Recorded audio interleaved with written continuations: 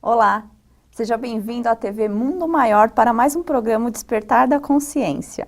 Eu sou Valéria Marques. Hoje vamos dar continuidade à nossa série falando sobre os elementais. Hoje programa 9, os elementais e a lei de amor. Aqui ao meu lado, Sebastião Camargo. Como vai, Sebastião? Melhor agora. Agora, saber o que é lei de amor vai ser um desafio, porque ainda não sei até hoje, porque ainda não aprendi a amar libertando de fato. Será que os elementais sabem? Você de casa sabe? Então nos ajude. Envie as suas vibrações daí, nós vamos tentar metabolizá-las de cá e vamos fazer um tempero agradável para que todos os seres sejam felizes, sejam saudáveis e sejam ditosos. Sebastião falando, será que ele vai saber nos dizer, né? O que será que é a lei de amor, né? Os elementais e a lei de amor. Mas acho que ninguém melhor para nos orientar nesse momento do que ele mesmo, né? Mas eu creio que são os próprios elementais que irão nos orientar, porque eles obedecem cegamente essa lei de amor. E nós, pelo menos eu, às vezes me pego vacilando de forma deprimente, às vezes, em relação a ela. Mas, o interessante, como nos ensina André Luiz, e antes dele, Leon Denis, é que o que hoje é substância, amanhã será essência. E o que hoje é comandado como os elementos gerenciados por esta lei de amor, no amanhã passa a ser a própria lei. E como nós falamos em programas anteriores, se formos observar a estrutura de um átomo, a consciência que gerencia o átomo é a lei. Os elementos que estão compondo a estrutura desse átomo são as substâncias componentes dessa estrutura. Mais tarde, esses nêutrons se transformam em prótons, prótons em elétrons, elétrons em fótons, porque os fótons que são os elementos formadores da lei que rege o átomo, porque é o campo vibracional que tem a capacidade de manter os elementos unidos e, ao mesmo tempo, ligá-los a outros elementos para que haja outras formas, ou a criação de outras formas e outras experiências, inclusive. Como nós vimos com Alice Bailey, como está no livro, nós colocamos esse fragmento da obra A Consciência do Átomo. Então, existe uma lei que rege os elementos subatômicos e existe uma lei que rege o comportamento de um átomo para o relacionamento dele com outro átomo. Então, a lei de amor está na gerência de todas as coisas, porque é a lei suprema.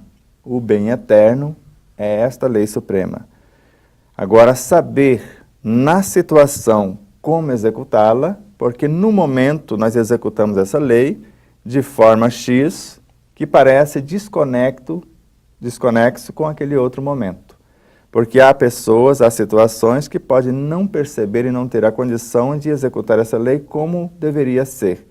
E se colocarmos escancaradamente a verdade, talvez ela seja pior do que a mentira. Por isso ela vai sendo dosada e nós próprios vamos assimilando fragmentos dessa lei conforme vamos sendo capacitados a executá-las. Um átomo, por exemplo, ele não fica sabendo de antemão senão a consciência geratriz dele, ou seja, a lei que vai regê-lo. Quando ele precisa relacionar-se com outro para que haja a confecção de uma molécula, agora ele tem acesso à lei que gerencia a molécula para que ele possa obedecê-la para que haja a configuração dessa molécula. Mas ele não tem acesso à lei que rege a célula. E quando ele está apto na formação da molécula para a junção com outra molécula para a formação de uma célula, agora ele tem acesso a esta lei que rege a célula em si, para que ele possa obedecer, para que ela possa existir.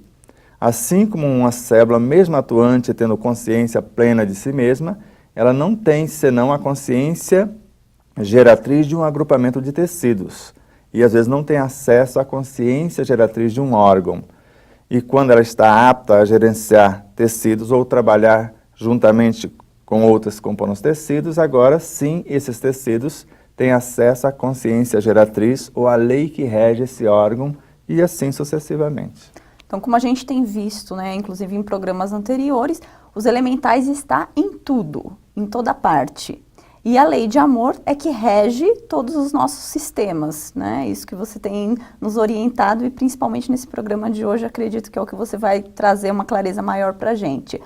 Mas esse ponto que você falou referente à própria verdade, né? Então a gente precisa que essa verdade seja trazida para nós aos poucos. Exatamente, é o que vemos na questão 628 do Livro dos Espíritos. A depender de como essa verdade chega, ela pode complicar a nossa vida. Nós não temos condições de executá-la naquele momento. Por exemplo, mastigar um caroço de amendoim 120 vezes e ter a energia para 24 horas é uma verdade. Mas nós estamos prontos para isso? Não. Então, às vezes, falar isso para uma pessoa, eu vou atormentá-la, porque ela não vai conseguir mastigar nem o arroz ou feijão por 30 vezes, porque é muito complexo, né, treinarmos a mastigação.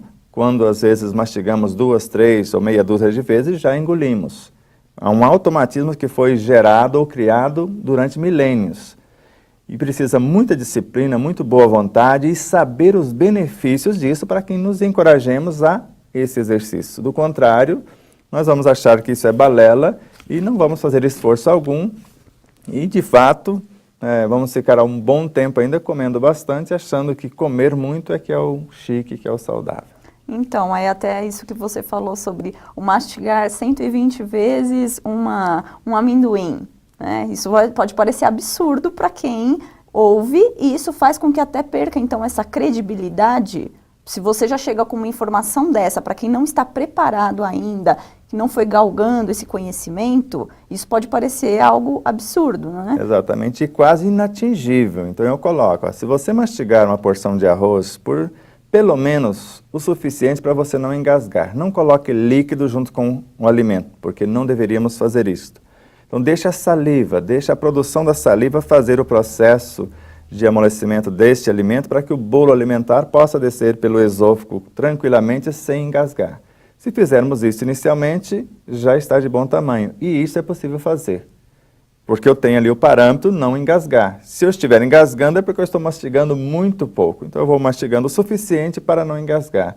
E a pessoa vai encorajando e daqui a pouco ela já está mastigando 30, 60, como uma vez nós fizemos um teste com um gomo de uma polcã, de uma mexerica, e a pessoa falou que isso é impossível mastigar isso 70, 80 vezes. Eu falei, então vamos fazer o teste, vamos fazer uma experiência. E quando nós percebemos, nós já estávamos mastigando 90 e poucas vezes um gomo de laranja. E é possível. Mas nós fizemos um desafio, e o desafio ele não queria perder, ele acabou mastigando mais do que eu estava fazendo. Só para complementar isso que o Sebastião está falando, eu vou ler um trecho aqui logo na abertura do livro, né, que pode-se medir a excelência de uma ideia pela força das resistências que a mesma provoca, Bezerra de Menezes. Então é bem isso que você está falando, né? Exatamente. Então, assim, para a gente dar continuidade aqui no nosso estudo, vou convidar você aí de casa para estar lendo aqui comigo a página 233 do livro Despertar da Consciência do Átomo ao Anjo. Na criação em Deus, nada é inútil. Todas as forças se doam à luz do eterno bem. Tudo é trabalho incessante na extensão do cosmos, regido pela mesma lei, a lei natural, a lei de amor. O ser de consciência desperta pensa no que pensar, sabendo do grande poder e responsabilidade de que foi investido desde o início de sua ascensão. Pode comentar um pouquinho para a gente, Sebastião, sobre o que quer dizer esse trecho? Esse trecho aí daria uma série de programas, né, como nós vamos fazer no futuro, só para desmembrá-lo. Mas nós vimos aí que a lei natural é a lei de amor. Mas se olharmos no Livro dos Espíritos, só para facilitar a execução dessa lei de amor, ela foi fracionada em 10 leis para o nosso comportamento dioturno ficar melhor delineado. Quando nós vemos a primeira lei destas frações, a lei de adoração, ou seja, reconhecer a paternidade cósmica e ter um comportamento entre nós e ela nessa reverência. Então, eu reconheço a onipotência, a onipresença, a onisciência deste arquiteto cósmico. No segundo momento, nós vemos a lei do trabalho. Se eu reconheço, ele trabalha sempre e eu preciso trabalhar também, foi o que Jesus anunciou. Meu Pai trabalha sempre e eu trabalho também. Sede vós outros, meus imitadores. Então a lei do trabalho vem em segundo lugar. Mas na sequência, a lei de reprodução. E eu preciso criar, não é só criar corpos para concebermos filhos, não é só isso. É criar alguma coisa. E na sequência, se eu crio, eu preciso conservar a minha criação. Mas a criação, mesmo sendo criada e conservada, ela precisa evoluir. Por isso, precisa da lei de destruição. E para destruir alguma coisa, eu pretendo ampliar o que foi criado e conservado. Por isso, a lei de sociedade, para que nós possamos viver no maior número de pessoas. E essa lei de sociedade precisa progredir, ou a sociedade em si precisa progredir. Então, a lei de progresso. Mas esse progresso precisa acontecer de forma equilibrada, de forma igualitária. Por isso, a lei de igualdade. Mas para que haja igualdade, precisamos ter liberdade. Por isso, a lei de número 9 é a lei de liberdade. E para finalizar, agora, a lei de justiça, amor e caridade, que sintetiza esses 9 fragmentos. E, no fim, é a lei máxima, a lei cósmica, que a tudo governa. Ok, vou pedir para você falar um pouquinho mais disso no nosso próximo bloco, né?